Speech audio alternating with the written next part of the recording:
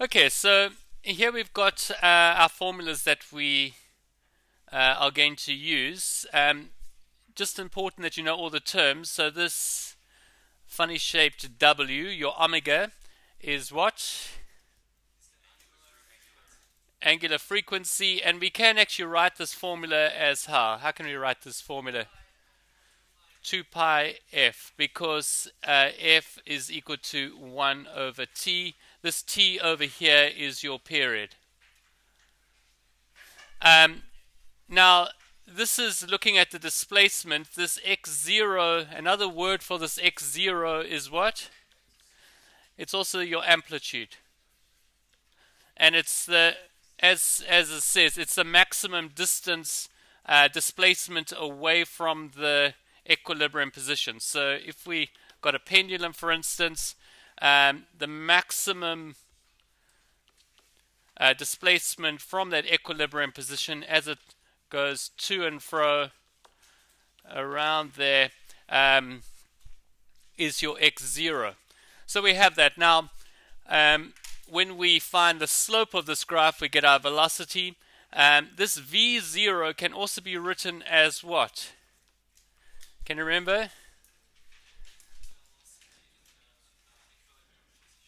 It is the velocity at the equilibrium position. Your maximum velocity happens at your equilibrium position. This is your max v. We call that v0. We can also write that as x0 omega, like that. That comes from this formula over here. Just what you've said there, because this over here, this v is equal to omega. Now it's x0 squared minus x. At your equilibrium position, this x is 0, so you just get x0 squared.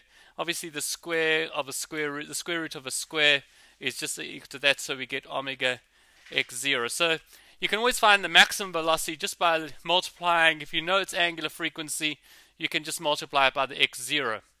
Now, from this formula over here, putting it into the kinetic energy formula, we get this. Because Ek is equal to 1/2 mv squared. I substitute that in. I'm going to get a half omega squared. The square takes away the square root, and I am left with x0 squared minus x squared. And obviously, I've still got to put in my m somewhere. So let me redo that. And that's equal to 1/2 m omega squared, x0 squared minus x. Okay, where your x, just as a reminder, your x is always the distance that you from the equilibrium position at any point. Now, when x is equal to 0, then we've got our maximum kinetic energy. So the Ek max is equal to 1/2 m omega squared x0 squared, because your maximum kinetic energy is when you've got your maximum velocity, and that's when your x is 0, when you're at the equilibrium point. Yes, Sydney? So we always measure the x0 and x on that line of x0?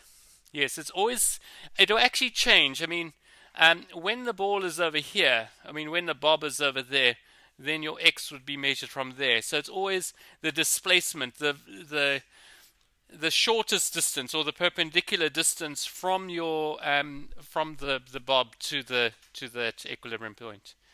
Okay, now just pulling up here now. This is all going to disappear. I don't know why. This didn't work very well, but anyway, we'll come back to that. I've just got a diagram here that I want to use. This shows a spring going up and down. This is your equilibrium position over here.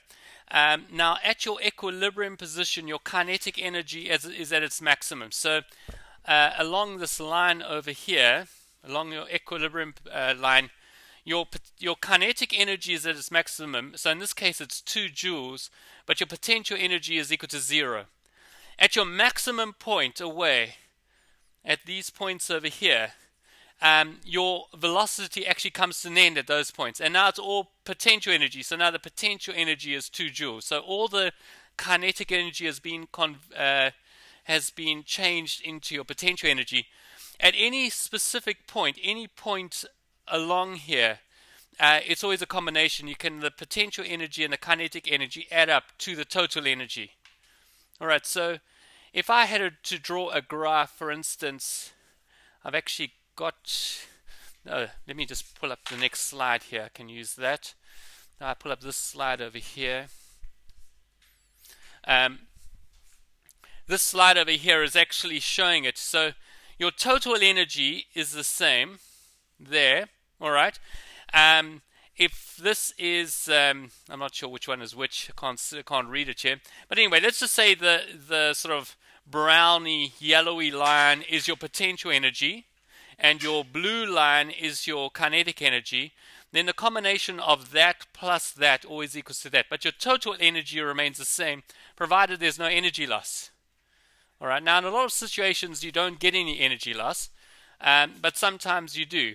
And sometimes it's useful. Sometimes we like it. Like for instance in a car, you've got your shock absorbers. Now they have it set up that when you go over a bump, it immediately loses all its energy. I don't know if you've been in a car when you go over a bump and then you continue to bounce along like that. Those shock absorbers aren't working. You get the dampening effect, and we're going to look at that later on in our next lesson, looking at that. So coming back to this, we can therefore say that our total energy is the same as our maximum kinetic energy, and our potential energy. This is the point that you were making last time, Tina.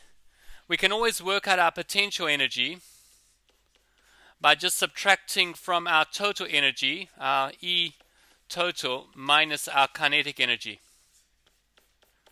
So we work out our potential energy in terms of the kinetic energy, basically.